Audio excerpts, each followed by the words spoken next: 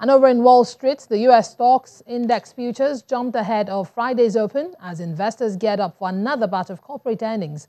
At about 4:35 a.m. Eastern Time, Dow futures rose 152 points, indicating a higher open of 88.76 points.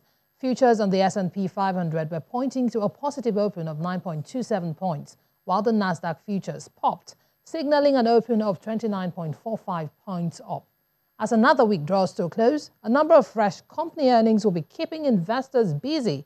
Some of the major brands set to report include AbbVie, Colgate-Palmolive and D.R. Horton, all of which are due to come out before the bell. On the economic data front, durable goods are set to be released at 8:30 a.m. Eastern Time, followed by new home sales at 10 a.m. Eastern Time. Investors are likely keeping a close eye on the next meeting by the U.S. Federal Open Market Committee, which is set to take place next week. Meanwhile, investors continue to monitor the concerns surrounding a trade deal with China.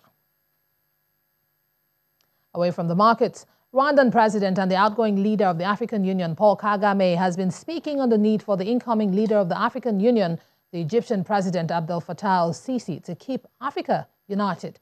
He still reiterated this position in a panel on the ongoing Davos summit, alongside his counterpart Cyril Ramaphosa of South Africa, emphasizing on transformation. Keep the African continent united as one region to tackle the big themes like economic growth is the advice the outgoing leader of the African Union, Rwandan President Paul Kagame, has for its new head in 2019, which is Egypt's President Abdel Fattah Alsisi. Speaking at Davos on Thursday alongside South African President Cyril Ramaphosa, Kagame said that he was keen to see greater transformation of the African countries by them working together as a whole entity, thinking beyond what individual states want. The job carries a heavy responsibility of thinking beyond our own particular countries, but the whole continent of Africa, and how to keep the African continent united around these very important and positive and consequential themes to do with the transformation that are actually big.